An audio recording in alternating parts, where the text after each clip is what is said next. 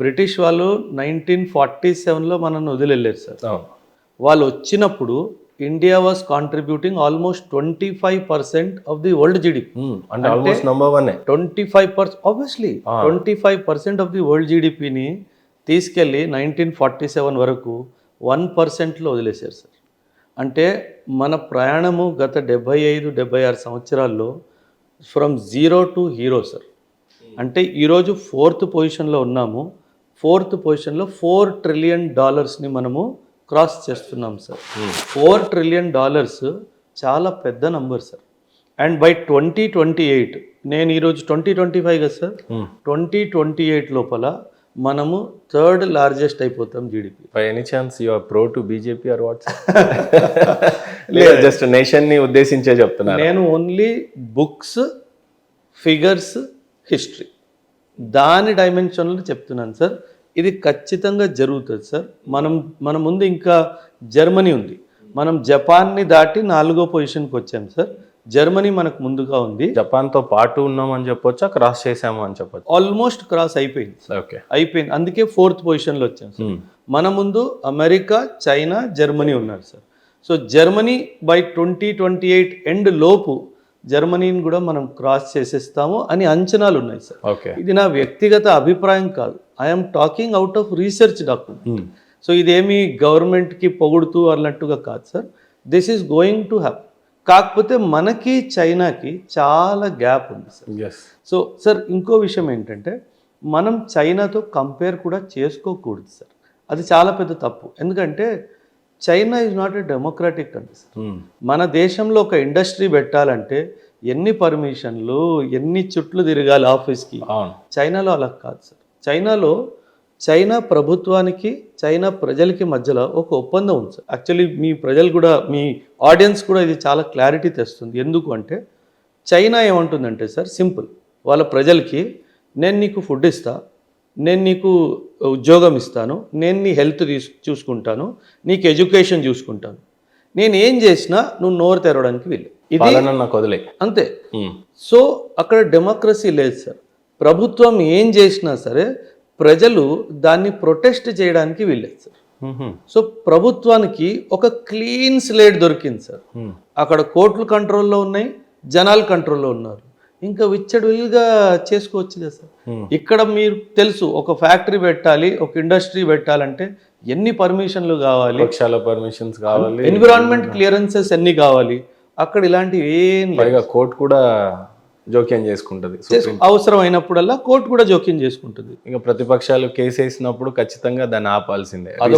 ఉదాహరణకు ఇప్పుడు రేవంత్ రెడ్డి గారు మొన్న HCA ల్యాండ్ 400 acres నేను మంచి చేయాలని చూస్తున్నానయ్యా, చట్టపరంగా కోర్టులో గెలిచే వచ్చి ఆ తర్వాత నేను స్టార్ట్ చేస్తున్నానంటే అన్ని పార్టీలు పడ్డాయి. దాంట్లో నిజం ఎంత అబద్ధం ఎంత అనే దానికన్నా వర్క్ అయితే ఆగింది. కరెక్ట్ మీరు చెప్పారు. కంచా గచ్చిబౌలి అన్నది అక్కడ ప్రాబ్లం కదా సార్. కాకపోతే అదే చెప్తున్నాను కదా సార్, చైనాకి ఏంటంటే, మీరు బీజింగ్ ఒలింపిక్స్ హిస్టరీ విన్నారో లేదో సార్. ఒలింపిక్స్ చేయాలి అంటే విశాలమైన స్టేడియంస్ అవన్నీ కావాలి సార్. హిస్టరీలో మీరు బీజింగ్ చూసుకుంటే, ఇప్పుడు మనకు అమీర్పేట్లో ఎలా ఉంటాయి, హాస్టల్ ఇరుగ్గా ఉంటాయి కదా సార్.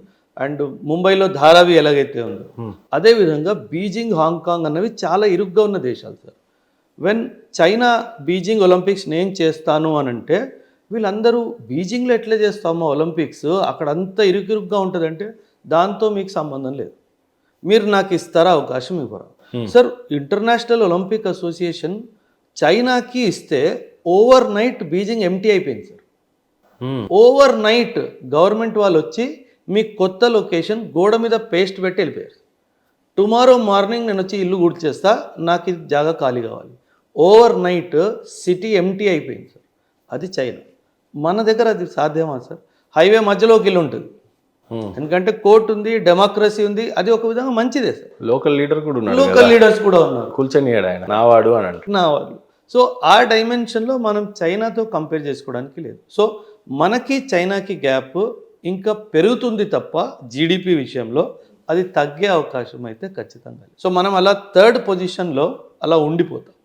3rd పొజిషన్ మనం ఎదుగుతాం, కానీ చైనాని బీట్ చేయడం అన్నది మనకు సాధ్యం కాకపోవచ్చు.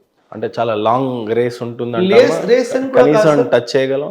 ఇప్పుడు జమ్లీ ఎలక్షన్స్ అంటున్నారు, 1 నేషన్ 1 థియరీ అంటున్నారు. సార్ బహుశా ఇవన్నీ ఆ కాంపిటీషన్ కోసమే ముందస్తు ప్రణాళికలు నరేంద్ర మోడీ గారు చేశారనొచ్చా? రెండవది, చాలా రాష్ట్రాల్లో ఎలక్షన్స్ ఎప్పుడు పడితే అప్పుడు వస్తున్నాయి కాబట్టి డెవలప్మెంట్కి అడ్డుగా ఉన్నాయి, స్కీమ్స్కి అడ్డుగా ఉన్నాయి, చట్టాలకి లోబడి ఉండాలి కాబట్టి మనం ఖచ్చితంగా జమ్లీ అయితేనే కరెక్ట్. గతంలో కూడా జరిగినాయి అని అన్నారు, కాంగ్రెస్ హయాంలో 2-3 టైమ్స్ జరిగినాయంట. 1 నేషన్ థియరీ అనేది ఎక్కువగా మాట్లాడుతున్నాడు. ఇప్పుడు రేషన్స్ దేశవ్యాప్తంగా 1 నేషన్ 1 రేషన్ చేశారు. అండ్ ట్యాక్సేషన్ కూడా 1 నేషన్ 1 ట్యాక్స్ అనే చెప్పారు. ఈరోజు 1 నేషన్ 1 ఎలక్షన్స్ అని అంటున్నారు. ఈ అన్నీ కూడా నిజంగానే చైనాతో కాంపిటీట్ చేయడానిక, ఎకానమీలో మనం ఉన్నాము, ఈ కాంపిటీషన్ రేస్లో ఉన్నాము వాళ్ళు గ్రహించి చేస్తున్నటువంటి ఇదా? ఏ రకంగా దీన్ని చూడొచ్చు? జీడిపి 3rd ప్లేస్కి ఉండిపోతాం అనే మీ theory I can accept it. But from 10 to 4th ప్లేస్కి వచ్చాము. అది ఎట్లాంటి వనరులను వీళ్ళు యూజ్ చేసుకున్నారు అంటే త్రూ ట్యాక్సేషన్నే compulsory all nations will move forward. But ఆ ట్యాక్సేషన్ని పెంచుకునే పద్ధతులు జనాలకి యూజ్ అవ్వకుండా, ఇన్ఫర్మేషన్ పెరగకుండా, రేట్స్ ద్రవ్యోల్బణం అన్ని దృశ్యాన్ని పెట్టుకొని చేసేటువంటి ఎకనామీ. ఫ్రమ్ 10 నరేంద్ర మోడీ హయాంలోనే 10 నుంచి 4th వచ్చింది కాబట్టి ఇలా మాట్లాడాల్సి వస్తుంది. Not about party but we are a nation. And దేశాన్ని ప్రేమించే వాళ్ళు ఎవరైనా సరే ఈ ఎంజాయ్మెంట్లో మాట్లాడతారు, దే లవ్ ఇట్ అనే ఆ ఇదిలో అడుగుతున్నాను.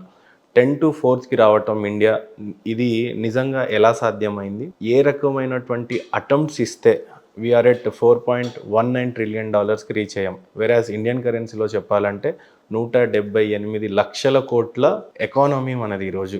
సో ఎలా ఇది? సార్, మీరు 2014 to 2024 మధ్యలో కోవిడ్ వచ్చింది అన్న విషయం మర్చిపోయారు సార్. అంటే 2-3 years మళ్ళీ అవి కూడా పోయినాయి. ఎస్ కోవిడ్ రాకపోతే మనం 21-22లో ఇది సాధించాల్సింది. కోవిడ్ లాంటి ఇబ్బందులు వచ్చినా సరే వాటిని కూడా ఎదుర్కొని మనం ముందుకు వచ్చాము అంటే చెయ్యాలి, సాధించాలి అనే ఒక ఆలోచన ఉంది కాబట్టి సార్. అంటే నేను పొలిటికల్గా మాట్లాడలేదు సార్, యాజ్ ఏ నేషనలిస్ట్గా మాట్లాడుతున్నాను.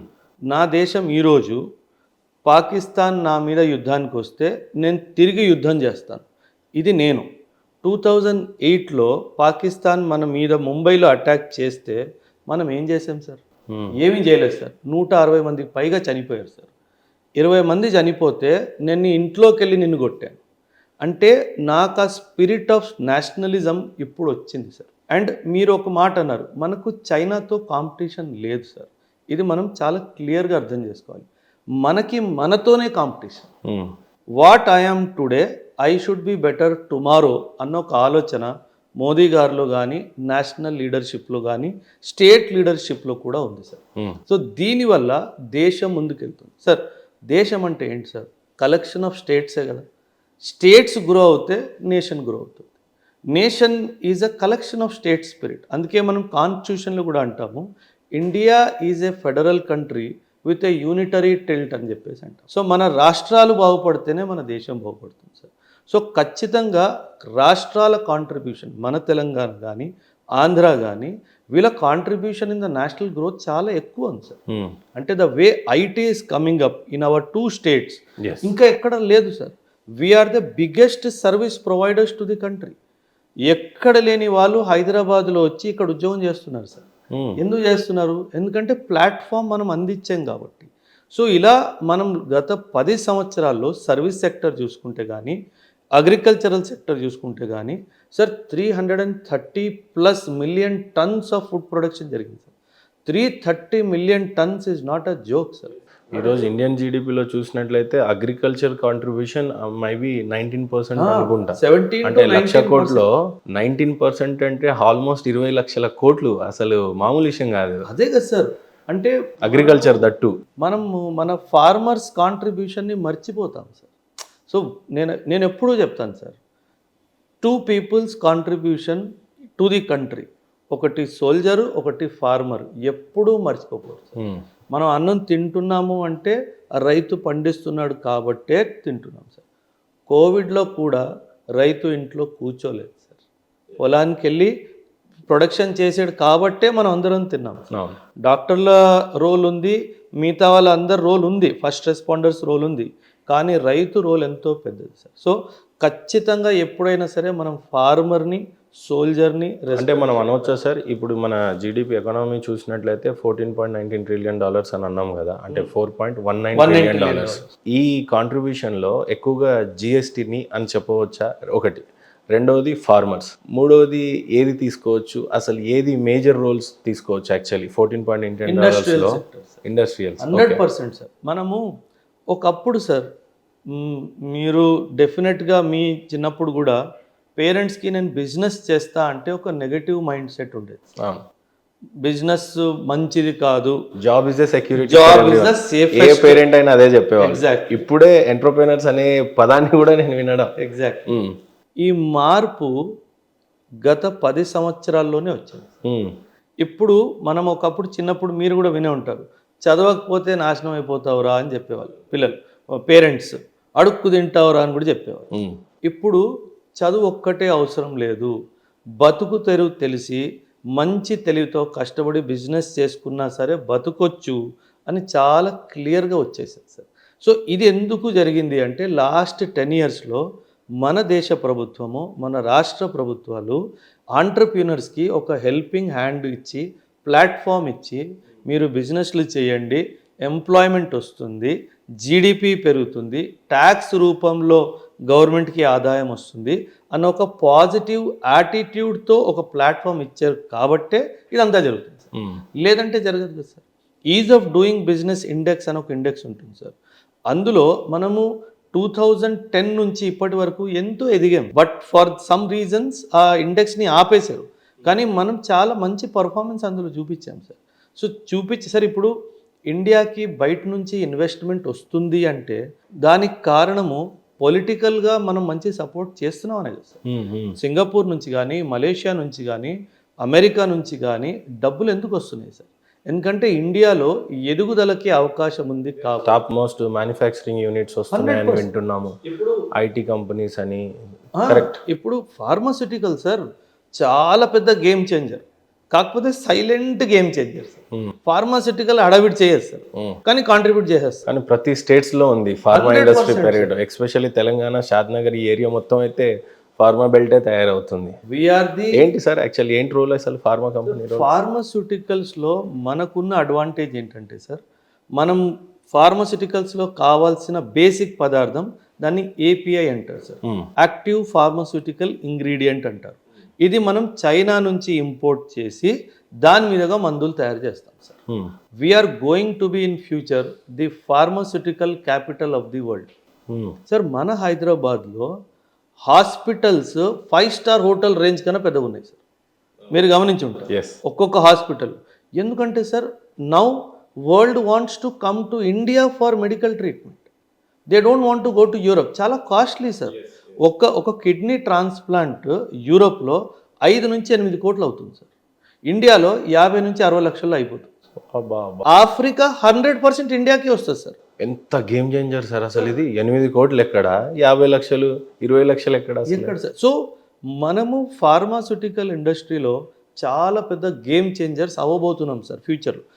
అంత పెద్ద విషయం ఎందుకు సార్, కోవిడ్లో వ్యాక్సిన్ సార్, ఇండియా వ్యాక్సిన్ మైత్రి ఇనిషియేటివ్లో 140 crores వ్యాక్సిన్స్ డిస్ట్రిబ్యూట్ చేసింది సార్. అండ్ అందులో 1.5 crores ఫ్రీగా డిస్ట్రిబ్యూట్ చేసింది. ఇది గొప్పతనం కదా సార్. మనకు అవసరం ఉన్నా సరే 14 కోట్లు వ్యాక్సిన్లు మనం డిస్ట్రిబ్యూట్ చేసినాం సార్. అందులో 1.4 crores ఫ్రీగా ఇచ్చాం సార్. ఆఫ్రికా ఫ్రీ అంటే ఏంటో నాకు ఇంతవరకు అర్థం కాలేదు సార్. ఎందుకు భారతదేశ ప్రభుత్వము, మనకు కూడా అవసరం ఉండింది అదే వ్యాక్సిన్. ఈ భారతదేశం వరల్డ్లోనే పాపులేషన్లో నంబర్ 1 ర్యాంక్ ఉన్నాం మనం, 144 కోట్ల జనాభా మనం. అలాంటి వ్యాక్సిన్ని చాలా దేశాలకు ఫ్రీగా ఇచ్చింది అనేది విన్నాం. ఎన్ని దేశాలకు మీరే చెప్పాలి. 96. అండ్ ఈ ఫ్రీగా ఇవ్వటం థియరీ ఏంటో నాకు అర్థం కాదు. ఈరోజు శత్రు దేశాలకు కూడా ఫ్రీగానే ఇచ్చింది. మరి మనకు అవసరం లేకుండిందా? దానివల్ల మనం ఏమైనా ఎకానమీ లాస్ అయ్యామా, లేకపోతే ఫ్రీగా ఇచ్చి ఏంటి అసలు ఈ ఫ్రీగా ఇవ్వటం వెనకాల ఉన్న రహస్యాలు ఏమైనా ఉన్నాయా సార్? మనము బిలీవ్ చేసే థియరీ వాసుదైవ కుటుంబకం సార్. ఈ వరల్డ్ అంతా ఒక్క కుటుంబం అని మనం భావిస్తాం సార్, అందుకు మనం చేస్తాం సార్. సో అందుకే ఎథికలీ ఇండియా ముందు ఏ దేశం నిల్చోలేదు సార్. మనం ఇప్పుడు టర్కీయే కానీ, ఈ టర్కీలో భూకంపం వస్తే మనము 130J విమానాలు నిండగా డిజాస్టర్ రిలీఫ్ మెటీరియల్ పంపించాం సార్ వాడికి. అండ్ వాడు పాకిస్తాన్ ఈజ్ మై ఫ్రెండ్ అన్నాడు sir, Pakistan is my brother అన్నాడు సార్. అంటే వాడికి బుద్ధి లేదా, సిగ్గు లేదా, మానవత్వం లేదా తెలియదు సార్. అంతెందుకు సార్. కానీ ఇక్కడ చిన్న doubt sir, A point of వ్యూలో వాడు బ్రదర్ అయ్యాడు పాకిస్తాన్ టర్కీకి? మనం అన్ని ఇచ్చి ఎందుకు శత్రువు అయ్యాం? కానీ ఏదో ఒకటి లావాదేవీలు ఉంటాయి కదా పాకిస్తాన్తో, ఏ అవసరం ఉండొచ్చు? Nuclear weapon sir. పాకిస్తాన్కి అంత సీన్ ఉందా? Pakistan is the only Islamic country that has nuclear weapons sir. ఇంకెవరి దగ్గర ఇస్లామిక్ కంట్రీ దగ్గర న్యూక్లియర్ వెపన్ లేదు సార్. అచ్చా, ఇరాన్ లో కూడా లేదు ఇప్పుడు. ఎవరి దగ్గర? ఇరాన్ లేదు. ఇంకా they have not developed it. Okay. ఇంకా యురేనియం ఎన్రిచ్మెంట్ 70-80% దగ్గరే ఉంది. న్యూక్లియర్ అణుబాంబు తయారవ్వాలి అంటే యురేనియం ఎన్రిచ్మెంట్ 90% అవ్వాలి. ఇంకా అవ్వలేదు. అవ్వబోతుంది అని మొసాద్కి రిపోర్ట్ వస్తేనే వాళ్ళు అటాక్ చేస్తారు. అచ్చా. సో టర్కీ ఏంటంటే, టర్కీకి సౌదీ అరేబియాకి ఒక కాంపిటీషన్ ఉంది సార్. ఇది మీ ఆడియన్స్ కూడా అర్థం చేసుకోవాలి. టర్కీకి సౌదీ అరేబియాకి కాంపిటీషన్ ఏంటంటే, మిడిల్ ఈస్ట్లో రాజు ఎవరు? సౌదీ అరేబియా ఏమంటది, మెక్కా మదీనా నా దగ్గర ఉంది కాబట్టి ఇస్లామిక్ వరల్డ్కి రాజుని నేను. టర్కీ ఏమంటాడు, ఈ గతం నువ్వు చూసుకుంటే, హిస్టరీ చూసుకుంటే ఓటోమన్ ఎంపైర్ టర్కీ నుంచే మొదలైంది. అంటే స్టార్టింగ్ పాయింట్ అనుకోండి. So Turkey was the epicentre of Islamic rule. So నేను రాజు నువ్వు కాదు అంట. సో ఈ బ్యాలెన్స్ ఆఫ్ పవర్లో వచ్చిన ఘర్షణలో Turkey wants to dominate the Middle East sir. అక్కడ టర్కీకి న్యూక్లియర్ పవర్ అవడం చాలా అవసరం sir. So that is the reason why టర్కీకి పాకిస్తాన్ ఎంతో అవసరం.